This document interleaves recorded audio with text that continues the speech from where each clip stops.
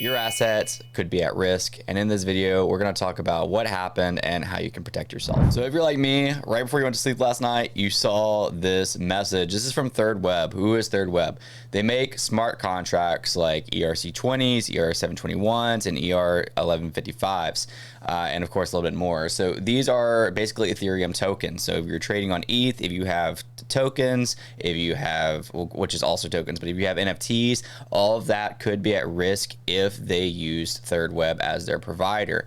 So this is kind of what happened. So nobody has exploited it yet. I guess they found and they wanted to put out there that there is a possible breach in somebody being able to use the open source to exploit, and they expect bad actors to act accordingly. To my knowledge, they still have not yet. So this is what happened in a nutshell from somebody who is, I'm not super tech savvy. There's people that would be able to explain this in far significant detail, but this is basically what happened. So what can you do? What I would recommend is Mint Defense. I actually use Pocket Universe, sorry, Mint Defense, and I use Wallet Guard. But Mint Defense is another project that protects your assets, from this type of stuff. And they sent out an action statement, and I couldn't agree more. So again, gonna kind of root out, the way they summed it up is the cause of the vulnerability originates from a commonly used open source library. Third Web hasn't disclosed any further details, such as vulnerability, library, identity, or exploit. So what do? You go to revoke all your approvals on revoke.cash. You can actually also do this through Etherscan, but revoke.cash is just easier, including big ones, for example, Uniswap, OpenSea, etc.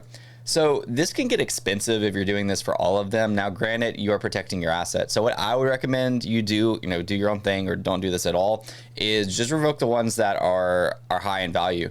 And I'll show you how to do that. So you go to revoke.cash, click on that. I always recommend just seeing, is this the right one? Because like 230 people I'm following are following it. It's revoke cash is the @ handle, so it checks out. Anything that you're going to connect your wallet to, make sure it checks out. This isn't a shoe-in, but I've used them before and I'm already following them. So you go to revoke.cash, with one of your wallets. This is one of mine. Thankfully for me, I actually just did a lot of wallet hygiene earlier this week, so I'm not too worried about any of this. But this isn't the wallet that I nuked earlier this week that does still have some, assets at risk from this. So this is chriscoffee.eth, token approvals 47, value at risk $384, and NFTs. Again, I just sent out a ton of my assets to other wallets, and they're all backed by hardware, so we're good for that. But the problem is, you might say, well, I have a ledger, I'm safe. If you've given pre-approval to that asset to be sent out, then it could still be at risk. So even if you have a ledger or hardware wallet, pay attention here. So you just go to something that you might be concerned about.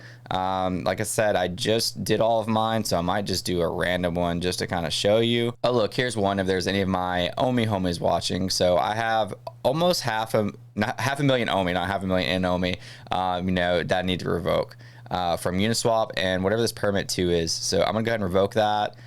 Here's my wallet guard that I use. It says, here's your gas, no change. I wonder if a lot of people are doing this, so it might be expensive. Yeah, so it's almost 10 bucks. It kind of sucks. It's going to be like 0.01 ETH every single time for every two. But I mean, if you're protecting like the bulk of your assets, I'm okay with that. You could also send your assets to another wallet. I believe that's what I heard, maybe to revoke the access, but this is just the easiest way you could possibly do that. So you get the gist of it. Go find your expensive assets, revoke that access. You can also do this through Etherscan if you prefer, and that's that. So the next step that you could do, again, we're just taking safety precautions here, is just pay close attention to the socials of the projects you're a holder of. So what I've done too is projects I care about, I've actually already messaged the community.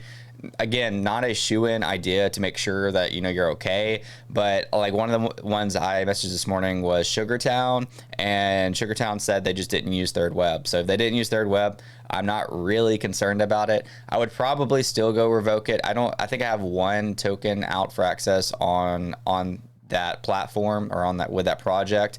Again, if it was high value, I'd probably do it just to be safe. But anyways, this is what you need to do to protect yourself, and that's pretty much it. You know, ask people that are security experts, not me. I'm just showing you what I know that you could do to protect yourself. And yeah, I'm sending this video out as urgent as I possibly can because I want to keep everybody safe. This is one of the problems with being early to Web3. You know, I don't know if we're quite ready for mass adoption with things happening like this. There will be systems in place to fix this in the future. There will be kinks to work out, but right now we're dealing with it. That's all I got for you guys.